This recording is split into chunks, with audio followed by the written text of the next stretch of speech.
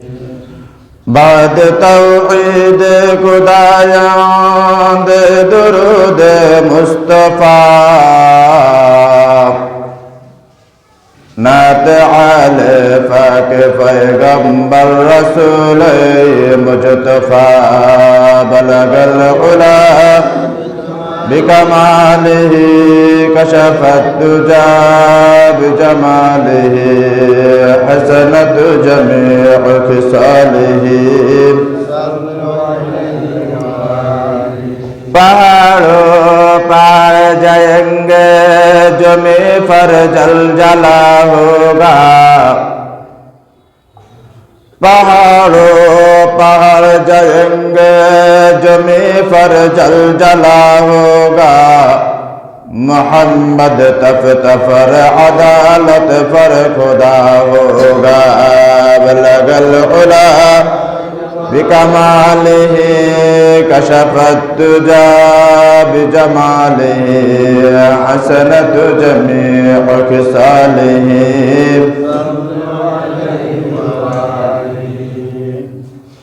الحمد لله ثم الحمد لله মহান আল্লাহ জাল্লা শানুহুর দরবারে অগণিত অসংখ্য শুকর জাল্লা পাক রব্বুল আলামিন অতি দয়া করে মায়া করে আল্লাহ সুবহানাহু ওয়া তাআলার ঘর মসজিদে আসার এবং বসার যে সুযোগ করে দিয়েছেন, এজন্যই মহান প্রভুর দরবারে কালিমাত শুকর আদায় করি। সকলেই বলি আলহামদুলিল্লাহ।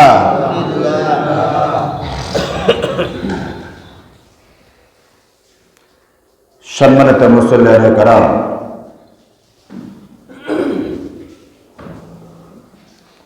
আমরা দেখতে দেখতে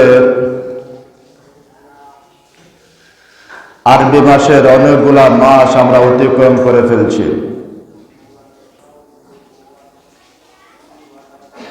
আজকে আমরা জামাদিউস সানের একবারে সর্বশেষ জুমা, সামনের জুমা আমরা চলে যাব ইনশাআল্লাহ রজব মাসের প্রথম জুমা। যে বরকতময় কয়েকটি মাস আছে তার মধ্যে একটি মাস হলো মাহে রজব,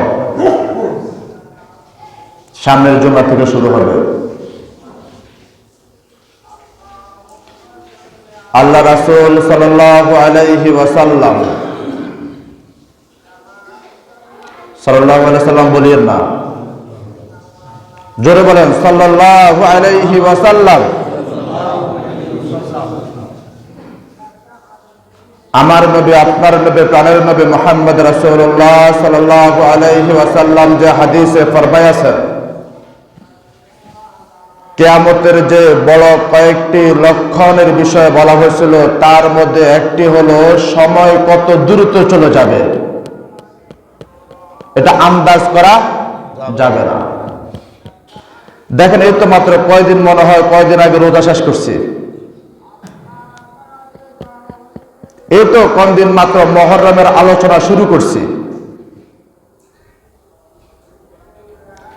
দেখতে দেখতে আবার সামনে কি আসতেছে, মাহে রমজান।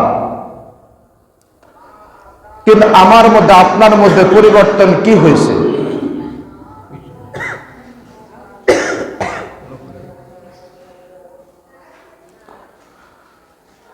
গত জুমায়